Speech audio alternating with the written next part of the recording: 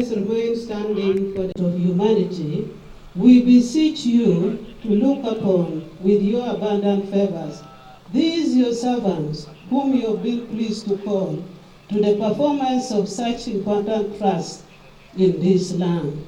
Let your blessings descend upon them here assembled, and grant that they may, as in your presence, treat and consider all matters that shall come under their deliberation in so just and faithful manner as to promote your honor and glory and to advance the good of those whose interests you have committed to their church. Amen. To receive the body of our late Honorable Speaker of Parliament, then we shall have another motion to be presented for discussion and adoption, a draft memorandum. Then, Mr. Speaker, the next in the other item, members will have eulogies of the fallen speaker, and we shall also have eulogies from the dignitaries who are present in the council, and thereafter we shall conduct an adjournment. So, Mr. Speaker, allow me to hand over the House to you. Thank you. The Chief Justice of the Republic of Uganda, the Third Deputy Prime Minister of the Republic of Uganda, the Minister for Primary Education State, Minister for Northern Uganda.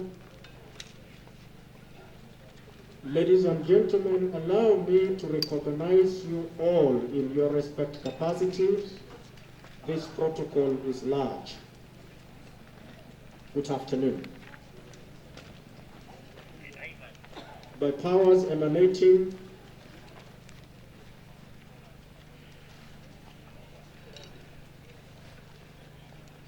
from Section 11, Subsection 9 of the Local Governments Act,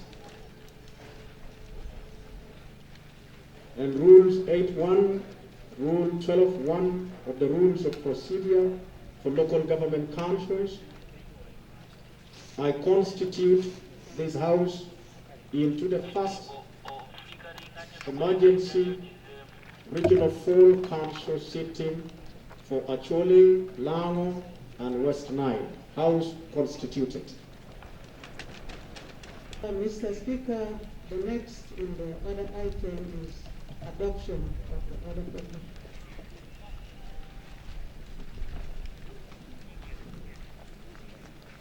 Before we proceed to adopt the order paper, I recognize that the nature and the setting of this particular council is a very unique one. My office has already been intimated to of the need to have some rules suspended. So can I have motions to that respect before we can proceed?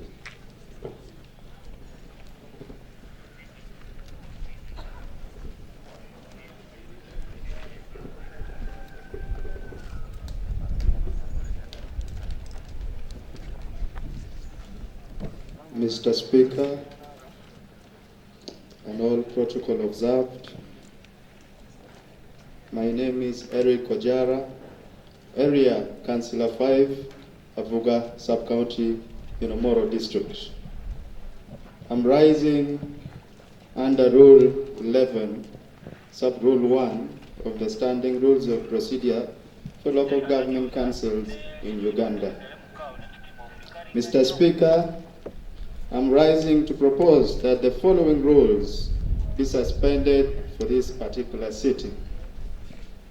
Mr. Speaker, the first rule that I'm proposing be suspended is Rule 9, Sub-Rule 3 of the Standard Rules of Procedure for Local Government Councils in Uganda, which provide for sitting arrangement in council prior to the arrival of the honorable members. The space provided to carry on this event couldn't give us the... In La Ropeje North, found in Gulu City. Mr. Speaker, given the occasion of the day, I rise up today to second and to adopt the order paper that has already been put on the floor, and therefore would like to adopt it as it is for discussion. I beg. Thank you very much, Honorable Speaker, teams of speakers, dignitaries at your various capacities. I'm Honorable Maurice Odong, Councillor 5, La Ropeje South, Gulu City Council. I'm purposely up on the podium to second the proposal made that these rules be suspended. I'm up to date. Thank you very much. Thank you, Honorable Member. Lastly. Thank you, Mr. Speaker, sir. Colleagues, the honorable members, ladies and gentlemen. Mr. Speaker, I am up to make a final and solid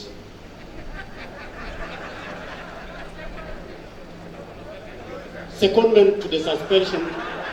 All secondments are solid, Honorable Member. I therefore second that the rules that have been suspended stand as the motion proposed. I thank you. Thank you, Honorable Member. Mr. Speaker, sir, the gathering, I'm up to emanate a contrary view on the proposal made on the two items subjected for amalgamation. Looking at the content and the justifications to which these items have been taken as independent, they are so pertinent to an extent that the tasks to be performed by these key items are very pertinent, and there is no way they can have interrelations. And it's by matter of procedure that has to be taken as they are. Thank you very much. Honorable Speaker of Parliament, Jacob Oulanyah, motion number 6. The item number 6 is to present for discussion and adoption a draft memorandum to eulogize the late Right Honorable Speaker of Parliament. Looking at the substance and looking at the interrelation, it became wise on guidance that the two items be matched. Honorable Oulanyah, I had not invited you to step to the podium. Did you rise on which matter? No, please. Mr. Speaker, sir, as an elderly man in the council, I rise to second the adoption of the paper. Okay, can I take Honorable Susan, Gulu City?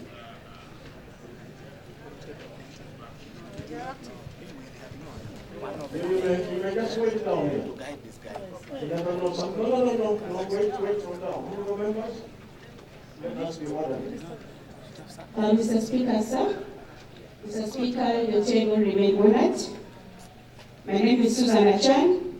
I am the Woman City Councillor of La Ropeje South and Chairperson, Finance Administration, Production and Marketing, Gulu City Council.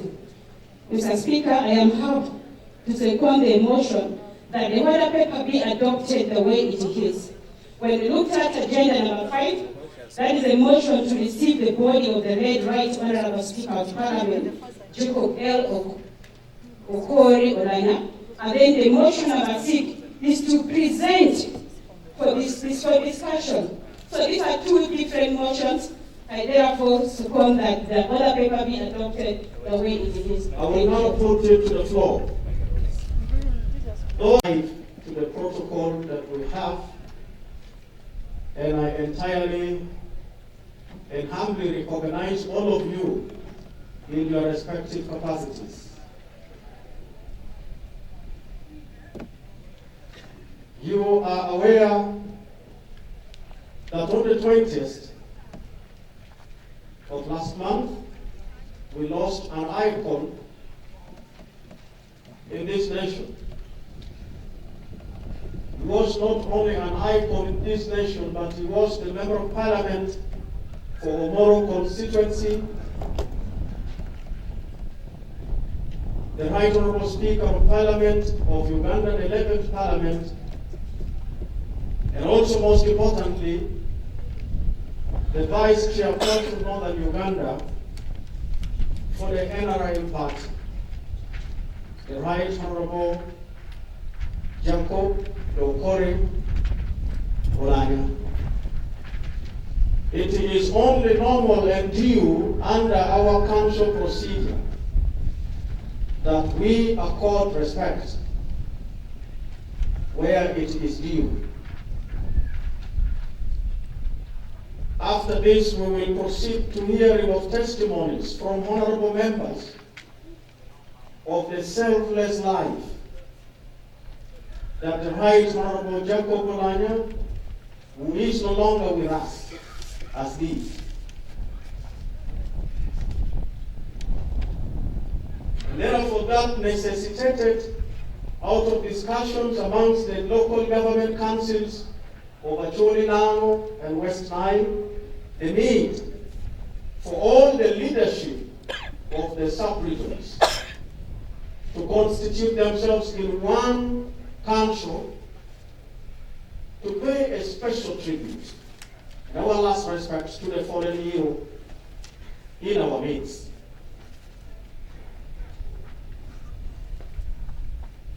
One thing that I need to note is that as council, as we move to the time of the debate, we should constantly be reminded in our debate of the life of the Right Honorable Speaker of Parliament, the late, and that should guide our thinking patterns. Honorable colleagues and mourners, the Right Honorable Speaker of Parliament, deceased, lived a life that was full of sacrifices for his family, for the people of Umoro, for the people of Northern Uganda, and for this country as a whole. And as the leadership in the sub-regions, we owe him a duty, we owe our people a duty to gather in remembrance of him and agree in principle and also for implementation of some key decisions that will be for our council consumption and also for upward submissions. I also want to acknowledge that his process of life, just like the life of any great person, was full of violent oppositions. And as a Speaker of the House, I regret that it took us so long to understand the unique value of the deceased Speaker of Parliament. And I want to say we have opportunities that we have missed as a people. But let it be the duty of this council to forge a way forward that we have a concerted effort to remember the leadership that he has left us with, to promote and to preserve the leadership of the deceased Speaker of Parliament, the late Right Honorable Jacob Oulanyah. As I conclude, one thing stands out from the political leaders. Some of us grew under their shadows. The Right Honorable Speaker was a man full of charity. But what makes his charitable works unique is that he does not put a public show on all the charitable works that he would do. You would not see the Right Honorable Speaker taking a photo of the church where he has built and standing and posting somewhere. You wouldn't see him standing with the children and announcing that I am paying and I'm taking care and responsibility over these ones. And I think he understood in a very deep respect the context of charity. So, honorable colleagues, as I conclude, I want to apologize to all of us as the Speaker of the House that this session started very late. This is not the way of tomorrow. This is not the way of Achole now and West Nile. And this should have never been the way of the late Speaker of Parliament. But also as human beings, we acknowledge that we are mere mortals and some things are bigger than us. We needed to handle a lot of things before we could settle down to have this meeting commence. And as the Speaker of the House, receive my apology. I also want to note that the Bola dancers, we appreciate your timely entrance, but I think you held the council hostage, including the Speaker of the House. The time we should have sat and constituted ourselves, we needed to wait. But I think that is excusable because that is the beauty of culture. Wherever they are, we appreciate them.